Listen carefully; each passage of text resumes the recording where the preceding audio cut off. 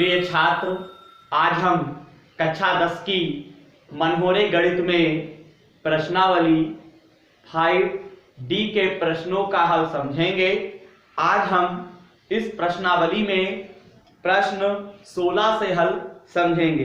तो प्रश्न 16 कहता है, समांतर श्रेणी 121, 117, 113 ... का कौन सा पद सबसे पहला ऋणात्मक पद होगा। यानी कि सवाल नंबर 16 को चलिए हल करते हैं। तो यहां पे देखिएगा, दी गई श्रेणी, यहां पे जो प्रश्न में श्रेणी दे रखे हैं उसको पहले हम लोग लिखेंगे। दी गई श्रेणी, तो श्रेणी दे रखे हैं यानी 121 और फिर दे रखे हैं 117 और फिर दे रखे हैं यहां पे 113। एक बार फिर से चेक करते हैं, यानी पहले दे रखे हैं 121 और फिर 117 और फिर दे रखे हैं 113 दे रखे हैं। ये आपको श्रेणी दे रखे हैं। अब आगे देखिएगा, हमसे कहते हैं का कौन सा पद सबसे पहला ऋणात्मक पद होगा। तो इसके लिए यहाँ पे क्या करोगे, इस श्रेणी का जो पहला वाला पद है उसे आप a से नोट करोगे, यानी a बराबर लिखोगे। सार अंतर निकालने के लिए दूसरे वाले पद में से आपको पहला वाला पद घटा देना है। तो यहाँ पे d का मान कितना आ जाएगा, जब 121 में से 117 घटाओगे तो आपका कितना आ जाएगा, -4 आ जाएगा। ठीक है, यहाँ पे हमें d का मान प्राप्त हो चुका है, यानी सार्व अंतर आ गया है, और प्रथम पद यानी a का मान प्राप्त हुआ है। हमें इस सवाल में n निकालना है कि कौन सा पद जो होगा वो ऋणात्मक होगा। ठीक है, अब आगे देखिए, यहाँ पे सवाल में एक महत्वपूर्ण पॉइंट ये है ऋणात्मक। इसका मतलब ये हुआ, हम लोग जानते हैं ऋणात्मक यानी कि ऋणात्मक मान जो होते हैं, ऋणात्मक मान जो होते हैं शून्य से छोटे होते हैं। यानी ऋणात्मक मान जो होते हैं शून्य से क्या होते हैं, छोटे होते हैं। ठीक है, याद रखिएगा, ऋणात्मक मान शून्य से छोटे होते हैं। ठीक है, अब आगे देखिएगा, आगे हम लोग क्या करेंगे, यहाँ पे जब ऋणात्मक मान शून्य से छोटे होते हैं इसका मतलब यह हुआ an बराबर क्या लिखेंगे, 0 लिखेंगे। अब हम लोग क्या करेंगे, सूत्र लगा देंगे, और सूत्र कौन सा लगेगा, वो देखिए nवें पद का, यानी an बराबर आपका सूत्र होता है a + n-1d। an के स्थान पे हम 0 लिखेंगे और a का मान कितना दे रखे हैं, 121 दे रखे हैं, प्लस लगा देंगे। यहाँ पे n का मान आपका कितना है, n तो हमें निकालना ही है, और यहाँ पे -1d के स्थान पे कितना लिखेंगे हम लोग, माइनस का हम लोग कितना लिखेंगे, 4 लिखेंगे। यहाँ पे देखिएगा 121 को 0 की तरफ लाओगे तो आपका माइनस का हो जाएगा, यहाँ पे प्लस माइनस आपका -4 की गुणा से करोगे तो -4n और माइनस का माइनस आपका +4 एकदम 4 हो जाएगा। अब यहाँ पे 121 की तरफ आप 4 ले आओगे तो 4 आपका माइनस का हो जाएगा। 121 में आप 4 जोड़ोगे तो आपका कितना बनेगा, 125 बनेगा। माइनस का 4n, दोनों तरफ के माइनस माइनस कैंसिल हो जाएगा, तो n बराबर आएगा 125/4 आ जाएगा। 4 से जब 125 को भाग करोगे तो आपका आ जाएगा 31.25।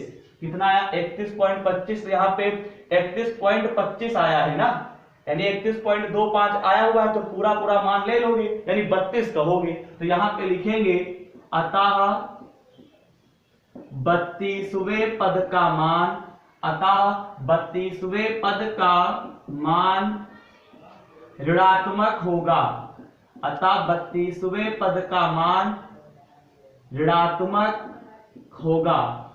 ठीक, 32वें पद का जो मान होगा वो आपका क्या होगा, ऋणात्मक होगा। इस प्रकार से सवाल नंबर 16 का हल कंप्लीट हुआ। अब हम लोग सवाल नंबर 17 का हल देखेंगे। तो सवाल नंबर 17 देखिए किस प्रकार से दे रखे हैं। सवाल नंबर 17 में हमें यहाँ पे दे रखे हैं, यदि किसी श्रेणी के n पदों का योग 2n² + 7n हो तो उस श्रेणी के प्रथम 5 पदों का मान ज्ञात करो। ठीक है, तो यहाँ पे देखिए n पदों का योग दे रखे हैं। यानी कि n पदों का योग दे रखे हैं और n पदों का योग कितना है, n पदों का योग दे रखे हैं, वो कितना दे रखे हैं, 2n² और प्लस का 7n दे रखे हैं। तो n पदों का योग का मतलब होता है Sn होता है, तो Sn बराबर 2n² प्लस 7n लिख देंगे। अब यहाँ पे n है तो n² n हो गया। अब हम यहाँ पे n-1 निकालेंगे, तो यहाँ पे क्या लिखोगे, 2 ब्रैकेट में n-1 का होल स्क्वायर 7n माइनस कितना हो जाएगा, यानी यहाँ पे आपका 1 हो जाएगा। अब यहाँ पे हम इसको हल करेंगे, तो यहाँ पे आपका 2 है n-1, हम इसको सूत्र पे ओपन करेंगे। एक सूत्र होता है a माइनस बी का होल स्क्वायर, इसको लिखते हैं a² प्लस b² माइनस का 2ab। तो यहाँ पे क्या लिखेंगे, n² प्लस का 1 माइनस का 2n, 7 की गुणा n से करोगे तो 7n हो जाएगा। यहाँ पे n-1 का होल स्क्वायर, इसको सूत्र पे ओपन कर रहे हैं, यानी a माइनस बी का होल स्क्वायर, तो a है तो a² हो गया, यहाँ पे n है तो n² हो जाएगा, यहाँ पे b था तो b² हो गया, यहाँ पे हम 1 का स्क्वायर लिखेंगे, यहाँ पे 2ab है तो यहाँ पे 2n हो जाएगा, 7n, यहाँ पे 7 एकदम आपका 7 हो गया। अब आगे देखिएगा, यानी कि आगे हम लोग क्या करने वाले हैं, यानी कि ये आपका इतना होगा, ठीक है, थोड़ा ध्यान रखिएगा। अब यहाँ पे हम लोग क्या लिखेंगे, 2 से आप इसमें गुणा करेंगे, क्यों, आप 2 से क्या करेंगे, इसमें आप गुणा करेंगे, क्योंकि ये आपका इतना अलग है, ये इतना अलग है, और बीच में आप काहे का निशान लगाएंगे, प्लस का लगाएंगे, यानी प्लस का 7n और माइनस का क्या लिखेंगे, 7 लिखेंगे, ठीक है। अब आगे देखिए, तो यहाँ पे हमें कितना प्राप्त हुआ है, n² प्लस का 1 माइनस का 2n, और यहाँ पे हमको क्या लिखेंगे, 7n माइनस का 7, गुणा कर दीजिए तो 2n² हो गया, 2 1 कम 2, और यहाँ पे कितना बनेगा, 2 दूना 4n बनेगा, और प्लस का 7n माइनस का 7 हो गया। अब यहाँ पे 2n² है तो 2n² लिख दोगे, यहाँ पे 7n में से 4n घटाओ तो कितना बचेगा, प्लस का 3n बचेगा, 7 में से 2 को घटाओगे तो कितना बचेगा, माइनस का 5 बचेगा। अब हम nवां पद निकालेंगे, तो nवां पद का मतलब an होता है, यानी an बराबर निकालेंगे, तो an बराबर क्या लिख सकते हैं, Sn माइनस 1। तो Sn का मान कितना है, Sn का मान है 2n² और प्लस का कितना है, 7n है, ठीक है। अब आगे देखिएगा, यानी 2n² प्लस का 7n है। अब यहाँ पे माइनस का आप निशान लगा देंगे, यहाँ पे Sn-1, इसके स्थान पे हम ये लिख सकते हैं, इस पूरे मान को लिख देंगे, ठीक है, यानी इसको आपको लिखना पड़ेगा। तो यहाँ पे जब लिखोगे तो देखिएगा 2n² प्लस का यहाँ पे 3n और माइनस का कितना हो गया, 5। यहाँ पे हम लोग क्या लिखने वाले हैं, 2n² प्लस का यहाँ पे 7n, ब्रैकेट के अंदर का चिन्ह चेंज हो गया, माइनस का 3n और प्लस का कितना हो गया, 5 हो गया। 2n² कैंसिल हो जाएगा, यहाँ पे हमें कितना प्राप्त हुआ, 7n, 7n में से 3n घटाओगे तो आपका कितना आ जाएगा, 4n आ जाएगा, और यहाँ पे आपका 5 काहे का है, ये आपका प्लस का है, यानी कि nवां पद जो था वो हमें कितना प्राप्त हुआ है, 4n प्लस 5 हमें प्राप्त हुआ है। अब आगे देखिएगा, अब हम लोग आगे क्या करेंगे, यानी कि nवें पद का मान जो है हमें 4n प्लस 5 प्राप्त हुआ है, ठीक है। तो इस सवाल में देखिएगा आगे क्या कहते थे, तो उस श्रेणी के प्रथम 5 पदों को ज्ञात करो, यानी हमें 5 पद निकालने हैं। तो 5 पद निकालने के लिए सबसे पहले हमको समांतर श्रेणी पता होनी चाहिए। तो अब आगे देखिएगा, यहाँ पे हम लोग क्या करेंगे, यानी कि हम यहाँ पे an बराबर लिखेंगे, यानी हमें 5 पद निकालना है, तो an बराबर आप क्या लिखेंगे, 4n और प्लस का कितना आया था, 5 आया था, ठीक है। अब यहाँ पे देखिएगा आगे, फिर हम यहाँ पे क्या लिखेंगे, an बराबर, ठीक है। चलिए थोड़ा आपको एक्सप्लेन करते हैं, जैसे कि मान लेते जो आपका आया था, यानी an बराबर आपको कितना प्राप्त था, 4n प्लस 5 प्राप्त था। तो यहाँ पे n बराबर 1 2 3 4 5 क्या करने पर, रखने पर, इतने आपको मान रख देने हैं। तो यहाँ पे देखिएगा हम an बराबर लिखेंगे 4n प्लस का 5, ये एक बार हो गया, फिर an बराबर 4n प्लस का 5 हो जाएगा, फिर यहाँ पे an बराबर 4n प्लस का 5 कर देंगे, फिर यहाँ पे an बराबर यहाँ पे कितना लिखेंगे, 4n प्लस का 5 लिखेंगे, और फिर यहाँ पे an बराबर 4n प्लस का 5 लिखेंगे। अब यहाँ पे देखिएगा n बराबर 1 रखने पर क्या रखने पर, n बराबर 1 रखने पर, तो a1 बराबर 4 गुणे 1, जहां पे n होगा वहां पे आपको 1 रखना है, 4 एकम 4 और प्लस का 5। आप जब इसको जोड़ोगे तो आपका a1 का मान कितना प्राप्त हुआ, 9 प्राप्त हुआ। अब आगे देखिएगा, n बराबर यहाँ पे हम लोग लिखेंगे 2 रखने पर, और जब 2 रखोगे तो यहाँ पे a2 बराबर, यानी जहाँ n होगा वहां पे आपको 2 रखना है, तो यहाँ पे a2 बराबर 4 दूनी 8 प्लस का 5, 8 में 5 जोड़ोगे तो आपका कितना हो जाएगा, 13 हो जाएगा। अब यहाँ पे हम लोग लिखेंगे n बराबर 3 रखने पर, तो यहाँ पे n के स्थान पे आपको 3 रखना है, 4 गुणे 3 प्लस का 5, 1 4 3 12 प्लस का 5, 12 और 5 कितना होता है आपका 17 होता है। अब आगे देखिएगा, यहाँ पे लिखेंगे n बराबर 4 रखने पर, जब n बराबर 4 रखोगे तो n के स्थान पे जहां जहां n होगा वहां वहां आपको क्या रखना है, 4 रखना है। तो यहाँ पे a4 का मान 4 चक्कू 16 प्लस 5 लिखेंगे, 16 में 5 जोड़ोगे तो आपका 21 हो जाएगा।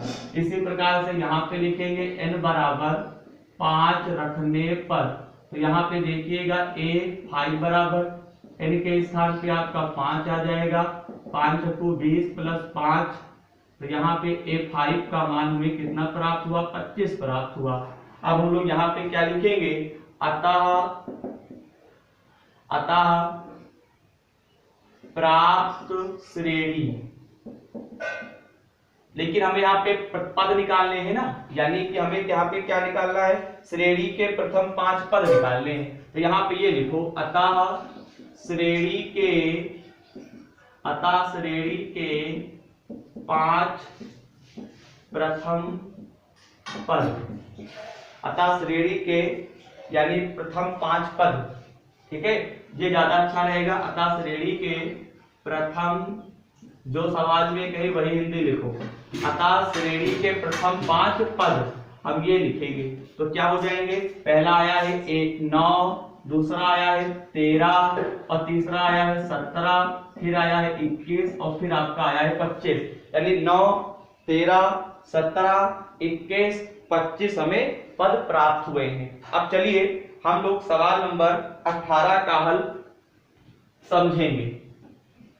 सवाल नंबर 18 देखिए, सवाल नंबर 18 में कहता है, दे रखे हैं किसी समांतर श्रेणी के तीसरे और 7वें पदों का योग 6 है। बात को आप समझिएगा, यानी सवाल में तीसरे प्लस और कहता है 7वें, तीसरे और 7वें पदों का योग जो है वो दे रखे हैं 6। तो तीसरे का मतलब क्या हुआ, a प्लस 2d हुआ, क्योंकि तीसरे का मतलब 3, 3 में 1 कम करोगे 2, तो d के गुणांक में 2 लिख दोगे तो a प्लस आपका 2d हो जाएगा। 7वें का मतलब क्या हुआ, a प्लस 6d हुआ, और बराबर में यानी इन दोनों के बीच में काहे का निशान है, प्लस का है, बराबर में 6 लिख देंगे। a आपका कितना होता है, 2a होता है, 2d और 6d कितने होते हैं आपके, हो जाएंगे 8d, बराबर का हम लोग 6 लिख देंगे। अब यहाँ पे 2 आप कॉमन ले लो तो a प्लस 2 चक्कू 8 हो जाएगा, बराबर 6 कर देंगे, 2 एकम 2, 2 3 6 हो जाएगा। यहाँ पे a प्लस 4d बराबर 3 हमें प्राप्त हुआ। यहाँ पे लिखेंगे दोनों पक्षों का वर्ग करने पर, दोनों पक्षों का वर्ग करने पर, जब वर्ग करोगे तो a प्लस 4d का होल आप स्क्वायर और 3 का स्क्वायर कर देंगे। एक सूत्र आप जानते होंगे, a माइनस बी का होल आप स्क्वायर, तो a square plus B square minus 2ab होता है। इस सूत्र के बेस पर इसको ओपन करोगे तो a स्क्वायर 4 का स्क्वायर d का स्क्वायर 2 हो गया, और फिर यहाँ पे a हो गया, ये आपका क्या हो जाएगा, b हो जाएगा।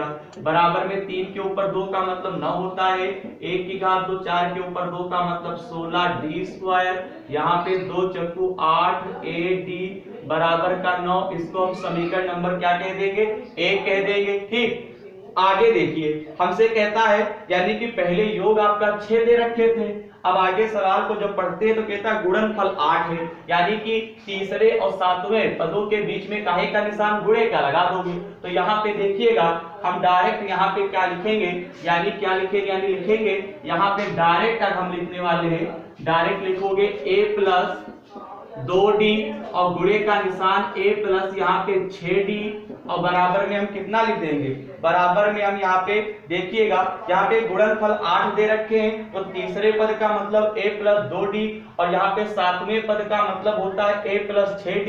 इन दोनों के बीच में हम गुणे का निशान लगाएंगे और बराबर में क्या लिखने वाले हैं, 8 लिखने वाले हैं।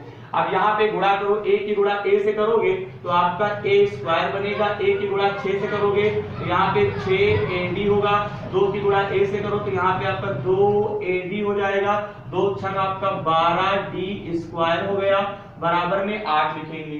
तो यहाँ पे देखिएगा a स्क्वायर, यहाँ पे आपका 12d स्क्वायर, 6ad और 2ad कितना होता है 8ad, बराबर में 8 लिखेंगे।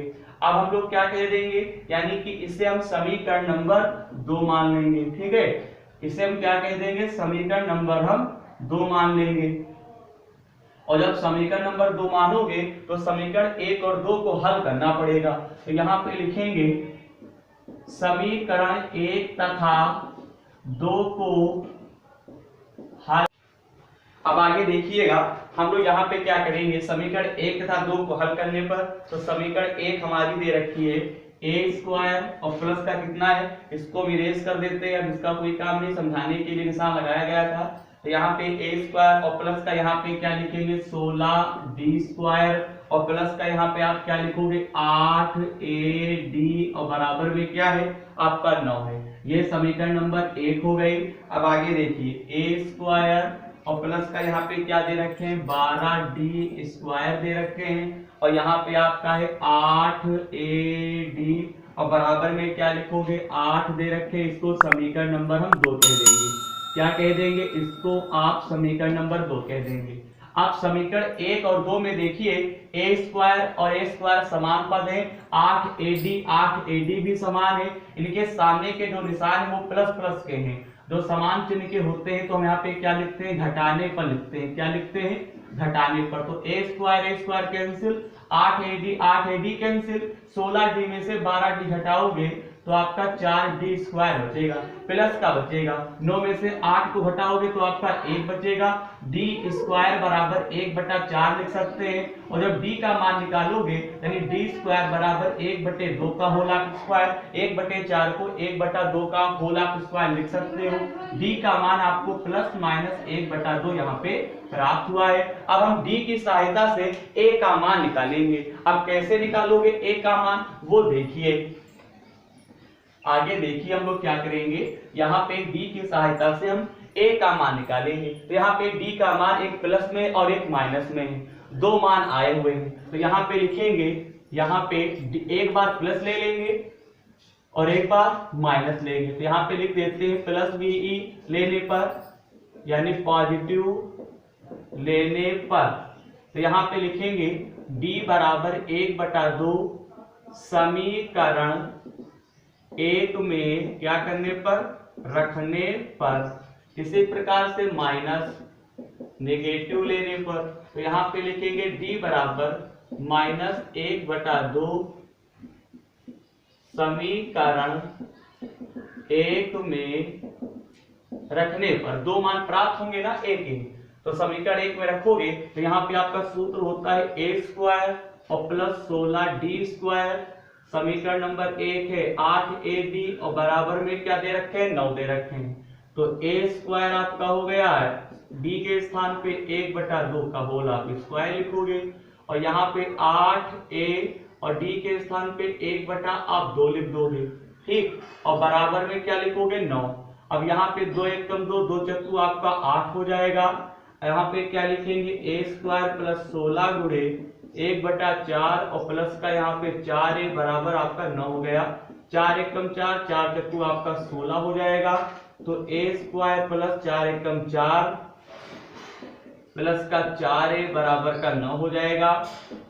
a स्क्वायर प्लस 4a, 4 की तरफ हम 9 ले आएंगे तो आपका माइनस का हो गया, 4 में से 9 में से 4 को घटाओगे माइनस का 5 बचेगा। अब आगे देखिए यहाँ पे आपका आखिरी में 5 है, यानी कि a square plus 4a minus का 5 है। यहाँ पे हमें द्विघात समीकरण प्राप्त हुई, इसका हम गुणनखंड करेंगे तो a स्क्वायर का गुणांक तो कुछ है नहीं, जब यहाँ पे गुणांक है नहीं तो यहाँ पे आखिरी में कितना दे रखा है, 5 दे रखा है। इस 5 का यह मतलब है, ऐसा पहाड़ा पढ़ो कि गुणा करने पर आपका 5 हो जाए और घटाने पे कितना आना है, हमको 4 लाना है। तो यहाँ पे आप पहाड़ा कौन सा लगाओगे, 5 एकम 5 लगाओगे, 5 माइनस 1 माइनस 5 बराबर 0 हो जाएगा। a square plus 5a minus का a माइनस 5 बराबर 0, कॉमन ले लीजिए तो a प्लस 5 हो जाएगा। यहाँ पे आपका कुछ कॉमन नहीं है तो 1 लिखोगे तो a प्लस 5 बराबर का आपका 0 हो गया। अब यहाँ पे देखिएगा, यहाँ पे हम लोग क्या करेंगे, यानी यहाँ पे जब हम लोग क्या करेंगे तो यहाँ पे a प्लस 5 आपका सेम है तो इसको आप एक बार लिखोगे, a माइनस 1 दूसरे ब्रैकेट में लिखोगे।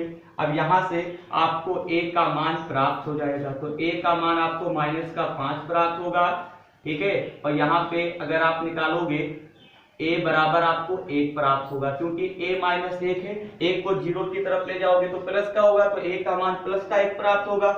अब यहाँ पे 5 आपका प्लस का है तो 5 को 0 की तरफ ले जाओगे तो माइनस का नहीं हो जाएगा, तो यहाँ पे a का मान हमें कितना प्राप्त होगा, माइनस का प्राप्त होगा।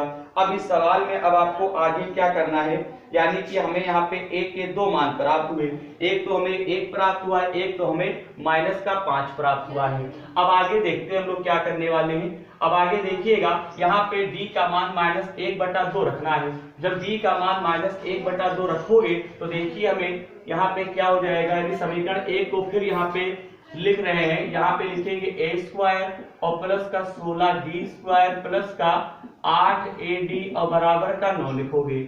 यहाँ पे a स्क्वायर, यहाँ पे 16d के स्थान पे आप क्या लिखने वाले हैं, माइनस का 1/2 लिख देंगे, और यहाँ पे आप 8a और d के स्थान पे आप क्या लिखेंगे, माइनस का 1/2 लिख देंगे। a स्क्वायर प्लस का आपका 16 हो गया, पावर आपकी सम है तो आपका प्लस का निकलेगा, 1/4 हो गया, प्लस माइनस आपका माइनस होगा, 8/2 बराबर 9, 2 एकम 2, 2 चक्कू 8 हो जाएगा, 4 एकम 4, 4 चक्कू 16 हो गया। a स्क्वायर प्लस का 4 एकम 4 हो जाएगा, यहाँ पे आप क्या लिखोगे, 4a बराबर का 9 हो जाएगा। a स्क्वायर माइनस का 4a प्लस का 4, 9 को 4 की तरफ लाओगे आपका माइनस का हो गया, a स्क्वायर माइनस का 4a, 9 में से 4 को घटाओगे तो माइनस का 5 प्राप्त होगा। अब यहाँ पे देखिएगा, 9 में से 4 को घटाओगे माइनस का 5 प्राप्त होगा। अब यहाँ पे हमें एक द्विघात समीकरण प्राप्त हुई है जो कि a के रूप में लिखी हुई है, a स्क्वायर का यहाँ पे गुणांक तो कुछ है नहीं, तो यहाँ पे क्या करेंगे, लास्ट में आपका 5 लिखा हुआ है, तो यहाँ पे हमको इसका यह मतलब है, ऐसा पहाड़ा पढ़ो गुणा करने पर आपका 5 हो जाए और घटाने पर कितना लाना है, 4 लाना है। तो ऐसा तो कोई पहाड़ा बना ही नहीं, क्योंकि गुणा करने पर 5 हो जाएगा, है पहाड़ा है, यानी कहने का मतलब है गुणा करने पर आपका 5 हो जाए और घटाने पर 4 लाना है, तो 5 एकम 5, गुणा करने पर 5 हो गया, 5 में से 1 को घटाओगे तो 4 नहीं आ जाएगा। यहाँ पे लिखेंगे a square 5 minus 1, a minus का 5 बराबर 0, ठीक है। अब यहाँ पे a स्क्वायर, यहाँ पे 5 लिखोगे, प्लस ये वाला माइनस इसको क्या कर देगा, प्लस कर देगा, माइनस 5 बराबर 0 आप कॉमन ले लो तो a माइनस आपको 5 प्राप्त होगा, इन दोनों में कॉमन कुछ नहीं है तो आप 1 लिखोगे, a माइनस 5 ये ब्रैकेट के अंदर है, और यहाँ पे सेम लिखे हुए हैं, इनको हम एक बार लिख देंगे, बराबर का 0, तो यहाँ पे 5 आपका माइनस का 0 तरफ ले जाओगे तो हमें a का मान प्लस में प्राप्त होगा।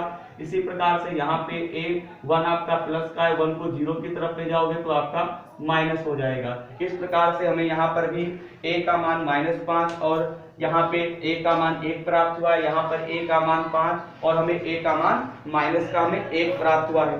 अब देखिएगा, अब हम लोग यहाँ पे क्या करने वाले हैं, यानी कि हमें आगे इस सवाल को पढ़ते हैं तो इस सवाल में हमसे मालूम क्या कहता है, इस सवाल में हमसे ये कह रहे हैं, इस सवाल में कहता है 16 पदों का योग ज्ञात करो, यानी कि 16 पदों का हमें योग निकालना है, ठीक है, 16 पदों का हमें योग निकालना है। तो यहाँ पे जो आपके प्लस का मान दे रखा है और यहाँ पे जो d का मान एक आपका प्लस में आया हुआ है और एक आपका d का मान माइनस में आया हुआ है, इनकी सहायता से हम यहाँ पे यानी कि 16 पदों का योग निकालेंगे। जैसे कि हम आपको बताने का प्रयास करेंगे, यानी d बराबर 1/2 है यहाँ पे, तो देखिएगा हम यहाँ पे देखिए पूरा पहले इरेज करते हैं, यानी कि d का मान यहाँ पे हम लोग एक काम करते हैं, यानी कि d का मान ये दे रखे हैं, यहाँ पे साइड में लिख लेते हैं। यहाँ पे d का जो मान है वो 1/2 रखना है और फिर a का मान 1 रखना है, प्लस वाले मान लिए जाएंगे। अब इसी प्रकार से जब हम फिर निकालेंगे तो d का मान तो आपका माइनस का 1/2 रहेगा और a का मान कितना रहेगा 5, क्योंकि हमें 5 प्राप्त हुआ है। जब हमने निगेटिव चिन्ह लिया है माइनस वाला तो हमें a का मान 5 प्राप्त हुआ है, प्लस वाला मान लेंगे। इसमें हम a का मान जो माइनस में आया हुआ है वो नहीं लेंगे, और यहाँ पे जब हमने पॉजिटिव यानी प्लस वाला निशान लेकर जब हमने a के मान निकाले तो a का मान जो प्लस में आया हुआ है यानी 1 उसको हम लेंगे। अब आगे देखिएगा, अब हम इसको आगे कैसे हल करेंगे वो देखिए। तो हमें यहाँ पे 16 पदों का योग निकालना है, ठीक है। तो यहाँ पे हम लोग लिखेंगे 16 पदों का योग। तो यहाँ पे 16 पदों का हमें योग निकालना है। क्या निकालना है? 16 पदों का हमें योग निकालना है। तो देखिएगा, अब आप क्या करोगे, 16 पदों का योग बराबर हमें निकालना है। तो यहाँ पे 16 पदों का योग है, यानी कि 16 पद दे रखे हैं, तो n का मान कितना होगा 16 हुआ। तो यहाँ पे Sn बराबर आप फार्मूला लगाओगे, फार्मूला है आपका Sn बराबर n/2 ब्रैकेट में 2a प्लस n-1 आप d लिखोगे। यहाँ पे n के स्थान पे आप 16 लिखोगे, n के स्थान पे आपका 16/2 हो गया, a के स्थान पे a, यानी कहने का मतलब ये है, यहाँ पे हम लिख देते हैं, यहाँ पे d का मान 1/2 और a का मान 1 लिया गया है, ठीक है। इसी प्रकार से n बराबर तो 16 ही रहेगा, लेकिन d का मान -1/2 होगा और a का मान हम लोग 5 रखेंगे। ये हम निकाल देते हैं। अब तो आप समझ जाएंगे ना, a के स्थान पे हम 1 लिखेंगे, 16 - 1 हो गया, और d के स्थान पे 1/2 हो जाएगा। 2 1 कम 2, 2 8 16, 8 हो गया। 2 1 कम 2, 16 में से 1 को घटाओगे तो आपका 15/2 आ जाएगा, 15 × 1/2 हो जाएगा। इसको आप हल करिए, तो यहाँ पे आप गुणा करोगे, 2 दूना 4, 15 1 कम 15 बटे आपका 2 हो गया। 2 से काटोगे, 2 चक्कू 8 हो गया, 4 × 15 और 4 19 हो गया। 19 चक्कू कितना होता है? 76 होता है, ठीक है। तो यहाँ पे 16 पदों का योग कितना आ गया? 76 आ गया। अब यहाँ पे फिर हम सूत्र लगाएंगे, तो आपका सूत्र होता है Sn बराबर n/2 ब्रैकेट में 2a प्लस n-1 आप d लगाओगे। यहाँ पे n का मान 16 ही है।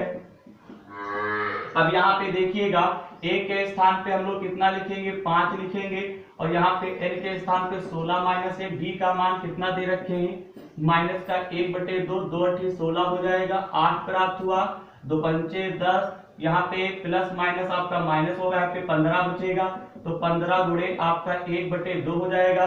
2 की गुणा आप 10 से करिए तो आपका कितना होगा? 2 धाम 20 माइनस 15 बटे में 2 कर देंगे। 20 में से आप 15 को घटाओगे तो आपका 5/2 आ जाएगा। 2 1 कम 2, 2 चक्कू 8, यानी 4 पंचे 20, यानी कि 16 पदों का योग हमें 1 प्राप्त हुआ है 76 और 1 हमें 20 प्राप्त हुआ है। इस प्रकार से सवाल नंबर जो आपका यानी कि 18 था उसका हल कंप्लीट हुआ।